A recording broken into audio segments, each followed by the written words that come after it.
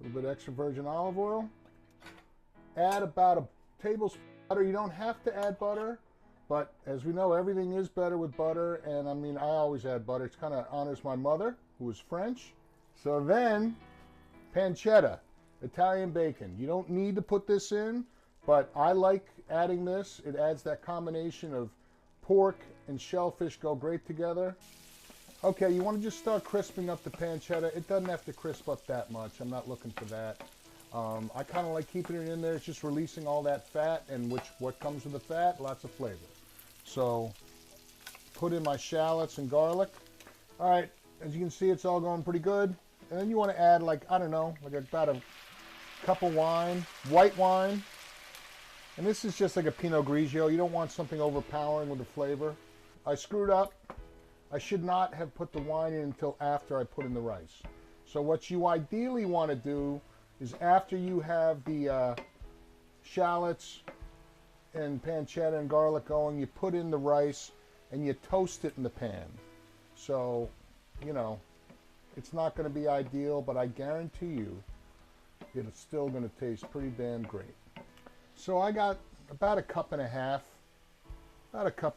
of Carnaroli rice. So just a little bit more wine to do the deglazing. Again, it's going to cook out. All of that wine is going to cook out. And then the next thing we're going to do is we're going to take the stock here. And like I said, while that's deglazing, I'm going to put in that More Than Gourmet stock in there. It's just concentrated flavor. It's like a seafood stock.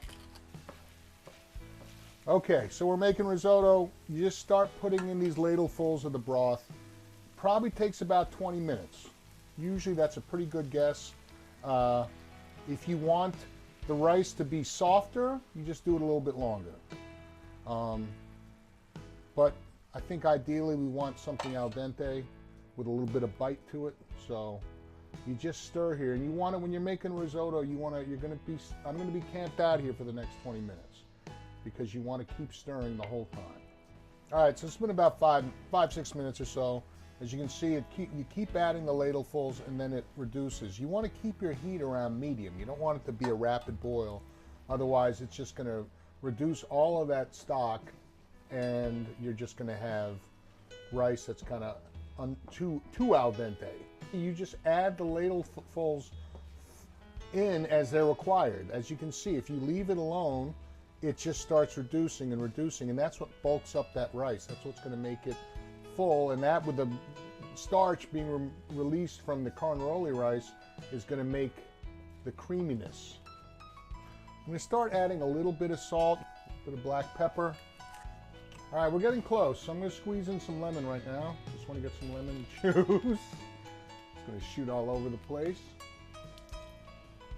All right, so now we're going to add the shrimp right there, just regular. These are like 16 to 20s, which means that there's 16 to 20 of them to a pound.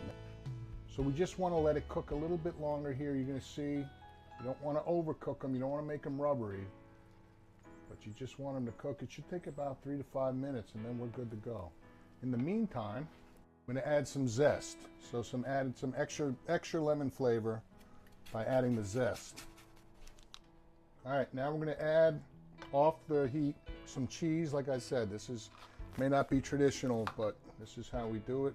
And you put in some parsley. Add some color. So